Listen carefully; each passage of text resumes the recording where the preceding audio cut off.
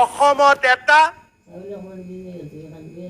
নতুন সংস্কৃতি আৰম্ভ কৰাৰ বাবে প্ৰচেষ্টা কৰিছিল।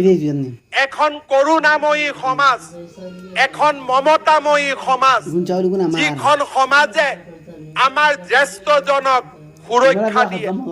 পিতৃ মাতৃ বন্দনা কাৰ্যসূচীৰে 6 আৰু 8 নৱেম্বৰত আমি পুনৰ এবাৰ চৰকাৰী কৰ্মচাৰীসকলক পিতৃ মাতৃৰ লগত 5টা দিন কটোৱাৰ বাবে সুযোগ আৰু আমি সুবিধা আমি প্ৰদান কৰিম।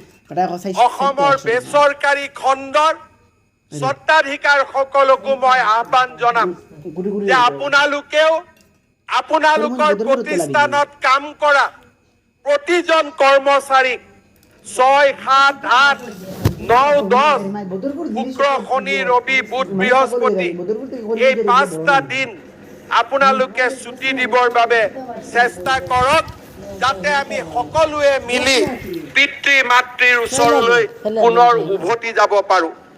শ্ৰদ্ধাৰ ৰাইজ, আমাৰ চৰকাৰে এজন চৰকাৰী কৰ্মচাৰীৰ মৃত্যু হ'লে তেওঁক অৱসৰলৈকে আমি পেঞ্চনৰ ব্যৱস্থা কৰোঁ। চৰকাৰে এইবাৰ সিদ্ধান্ত লৈছে যে এজন সন্তানৰ পেঞ্চনত তেওঁৰ বৃদ্ধ পিতৃ মাতৃৰো অধিকাৰ আছে, আৰু সেইকাৰণে এইবাৰ আমি পেঞ্চনক বিতৰণ কৰাৰ বাবে সিদ্ধান্ত লৈছোঁ।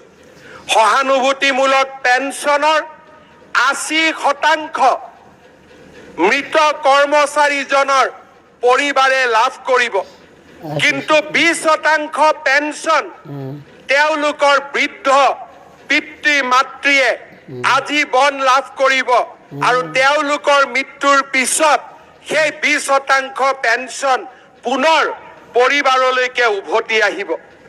আমি এখন মমতাময়ী কৰুণাময়ী সমাজ অসমত নিৰ্মাণৰ বাবে আমি প্ৰচেষ্টা কৰিছোঁ। শ্ৰদ্ধাৰ ৰাইজ, 9,22,000 লোকৰ বায়'মেট্ৰিক NRCৰ সময়ত বন্ধ হৈ পৰিছিল। মই প্ৰচেষ্টা চলাইছোঁ যাতে অহা কিছু মাহৰ ভিতৰত এই NRCৰ বায়'মেট্ৰিকৰ ওপৰত থকা প্ৰতিবন্ধকতা আমি উঠাব পাৰোঁ, আৰু ৰাজ্যৰ জনসাধাৰণক আমি এটা সুৰক্ষিত জীৱনৰ ফালে আগবঢ়াই লৈ যাব পাৰোঁ। শ্ৰদ্ধাৰ ৰাইজ, অসমৰ চৰকাৰী চাকৰি যাতে অসমৰ মাটি আৰু পানীৰ লগত সংযোজিত থকা লোকেহে যাতে লাভ কৰে, সেইবাবে অহা কেইটামান দিনত আমি ষ্টেট ডমিচাইল পলিচি আমি নিৰ্মাণ কৰাৰ বাবে সিদ্ধান্ত গ্ৰহণ কৰিছোঁ। মাটি বাৰী আৰু সুৰক্ষাৰ ক্ষেত্ৰত আমাৰ চৰকাৰে যিবিলাক কাম হাতত লৈছে, সি অসম চুক্তিৰ 6ষ্ঠ অনুসূচীত যি সাংবিধানিক সুৰক্ষাৰ প্ৰতিশ্ৰুতি দিছিল, তাকো আমি অতিক্ৰম কৰি গৈ এক নতুন সুৰক্ষাৰ বাতাবৰণ সৃষ্টিৰ বাবে আজি আমি আগবাঢ়ি গৈছোঁ। শ্ৰদ্ধাৰ ৰাইজ, বাল্য বিবাহ সমাপ্ত কৰিবলৈ এই স্বাধীনতাৰ তিৰংগ পতাকাৰ তলত অসমৰ মুখ্যমন্ত্ৰীৰ দায়িত্ব গ্ৰহণ কৰিয়ে মই সংকল্প লৈছিলোঁ। আজি মই নিশ্চিতভাৱে ক'ব পাৰোঁ যে অসমত বাল্য বিবাহৰ সংখ্যা দ্ৰুত গতিত হ্ৰাস পাইছে। চলিত বৰ্ষৰ 31 মে পৰ্যন্ত 5,413টা গোচৰ বাল্য বিবাহৰ বিৰুদ্ধে আমি লিপিবদ্ধ কৰিছোঁ, আৰু বহুতো গোচৰত ন্যায়ালয়ৰ পৰা আমি শাস্তিৰ ৰায়দান পাবলৈও সক্ষম হৈছোঁ। এই তিৰংগ পতাকাৰ তলত থিয় হৈ মই আকৌ এবাৰ মোৰ বজ্ৰ কঠোৰ সংকল্পৰ কথা ঘোষণা কৰিছোঁ। 2026 চনৰ ভিতৰত অসমত আমি বাল্য বিবাহ আমি সম্পূৰ্ণভাৱে নিৰ্মূল কৰিম, সেই প্ৰতিশ্ৰুতি মই আকৌ এবাৰ পুনৰ দোহাৰিছোঁ। শ্ৰদ্ধাৰ ৰাইজ, পুলিচৰ ব্যৱস্থাৰ লগে লগে বাল্য বিবাহ ৰোধ কৰাৰ ক্ষেত্ৰত শিক্ষা এক অমোঘ অস্ত্ৰ। মুখ্যমন্ত্ৰীৰ নিযুত মইনা আঁচনিয়ে 10 লাখ ছাত্ৰীক তেওঁলোকৰ যাতে শিক্ষা স্নাতকোত্তৰ মহল পৰ্যন্ত নিৰন্তৰভাৱে চলাই যাব পাৰে তাৰ বাবে এক বিশিষ্ট ভূমিকা পালন কৰিব। অহা 10 অক্টোবৰৰ আশে-পাশে এই নিযুত মইনা আঁচনিখনে অসমৰ উচ্চতৰ মাধ্যমিক প্ৰথম বৰ্ষ, স্নাতক প্ৰথম বৰ্ষ আৰু স্নাতকোত্তৰ প্ৰথম বৰ্ষৰ ছাত্ৰীসকলক সামৰি আত্মপ্ৰকাশ কৰিব।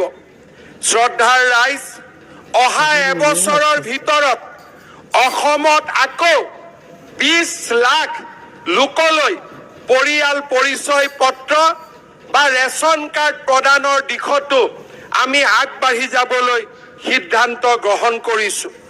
শ্ৰদ্ধাৰ ৰাইজ, 1 লাখ নিযুক্তিৰ লগে লগে 1 লাখ যুৱকক উদ্যোগ সংস্থাপনৰ বাবে 2 লাখ টকাৰ আৰ্থিক সাহায্য আগবঢ়োৱাৰ মুখ্যমন্ত্ৰীৰ আত্মনিৰ্ভৰ অসম আঁচনিখনেও অহা অক্টোবৰ মাহত আত্মপ্ৰকাশ কৰিব।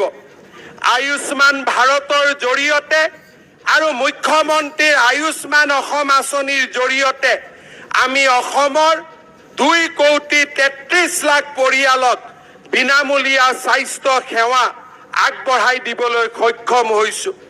কেঞ্চাৰ চিকিৎসাৰ ক্ষেত্ৰত 17খনকৈ কেঞ্চাৰ চিকিৎসালয় নিৰ্মাণ কৰি আজি অসমে এক নতুন দিগন্তত ভৰি দিছে। 13খন মেডিকেল কলেজ স্থাপনৰ পিছত এই বছৰত গুৱাহাটীৰ 2খন medical college, Pragjyotishpur medical college আৰু 2025 চনত 3খন নতুন মেডিকেল কলেজ বঙাইগাঁও, সোণাৰী আৰু বিশ্বনাথত আত্মপ্ৰকাশ কৰিব। অসমৰ বিকাশৰ এই সোণখেৰীয়া যাত্ৰাই আজি প্ৰতিটো বিভাগকে স্পৰ্শ কৰিছে। অপৰাধৰ দ্ৰুতগতিত হ্ৰাস, ৰাজ্যত চলি থকা অৰ্থনৈতিক অপৰাধ হওক বা ক্ৰিমিনেল এক্টিভিটিজ হওক, ড্ৰাগছৰ বিৰুদ্ধে যুঁজ হওক, গো সৰবাহৰ বিৰুদ্ধে যুঁজ হওক, প্ৰতিটো যুঁজতে আজি অসম আৰক্ষীয়ে ঈৰ্ষণীয়ভাৱে সফল হ'বলৈ সক্ষম হৈছে। শ্ৰদ্ধাৰ ৰাইজ, মই পুনৰ এবাৰ অসমৰ সামাজিক সুৰক্ষাৰ অৰুণোদয় যোজনাৰ বিষয়ে ক'ব বিচাৰিছো। আমি যেতিয়া অৰুণোদয় যোজনা আৰম্ভ কৰিছিলো, আমাৰ বিৰোধীসকলে ইয়াকো এক নিৰ্বাচনী চমক বুলি অভিহিত কৰিছিল। কিন্তু আজি মই গৌৰৱেৰে ক'ব খোজো, আমাৰ অৰুণোদয় যোজনা